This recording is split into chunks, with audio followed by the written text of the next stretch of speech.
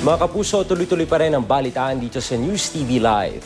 Simula ngayong araw, isasama na ang passenger terminal fee sa presyo ng ticket para sa international flights. Batay po yan sa anunsyo ng Philippine Airlines o PAL. Ayon sa PAL, bilang pagsunod daw ito sa Memorandum of Agreement sa pagitan ng Manila International Airport Authority at ng airline companies.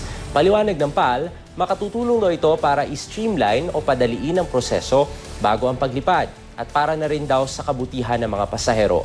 Ang mga overseas Filipino worker naman at mga atletang hindi dapat magbayad ng terminal fee, maaari raw ipakita ang kanilang exemption certificate sa mga ticketing office o maging sa airport para makakuha ng refund.